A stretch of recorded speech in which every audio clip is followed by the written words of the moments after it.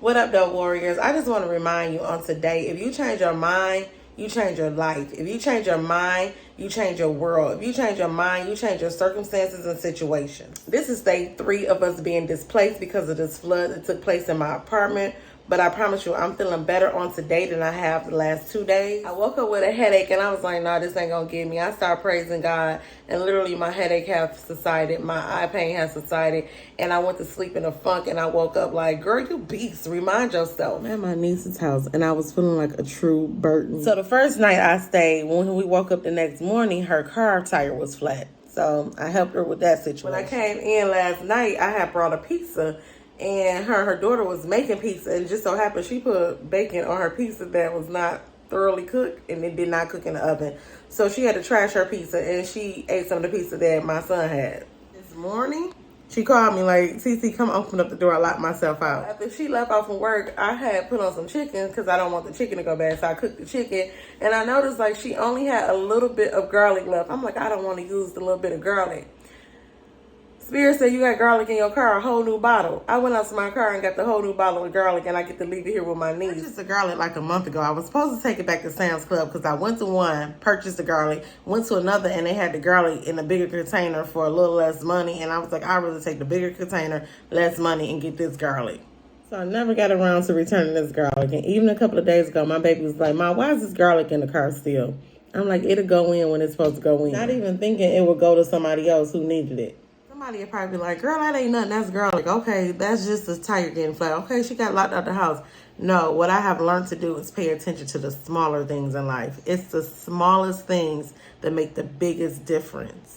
And it's the smallest things that are the biggest signs in your life. So yeah, I was feeling like a burden being here. I really do. Like I'm inconveniencing her life. But God said, no, I'm going to use you in every dark situation. No matter what you do or how you feel like you're a burden or how displaced you are, I'm going to make sure that you are helped no matter what. Sometimes when we're going through things, we really just don't know how much of a help we are to somebody else because we are in that situation.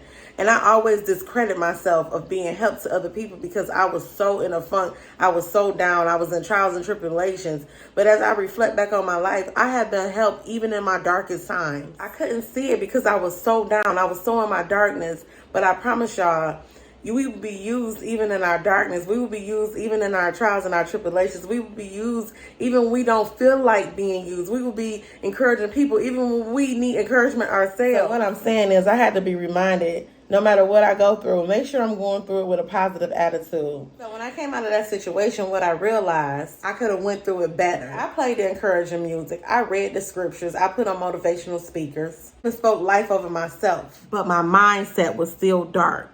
I still didn't allow myself to fully believe. I still was thinking dark things. I still thought this was going to be the end all be all, okay? It wasn't until I started thinking differently. It wasn't until I started changing my mindset and believing this situation was coming to an end, and I was speaking it with conviction. What I'm saying is, change your thoughts, you change your mind, and you change your life forever, and that's for real. I want to thank my cousin Roselle because she always told me, she said, listen, even when people help you, you always helping.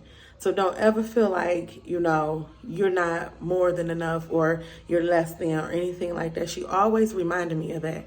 Like you help those that help you too. So remember that. And on today, I remember that when I thought about this message. So thank you, lady, for always speaking life into me and encouraging words. And trust me, it don't fall on deaf ear. I definitely receive it. And even though if it don't hit home then, it definitely finds its way into my life later, like on today.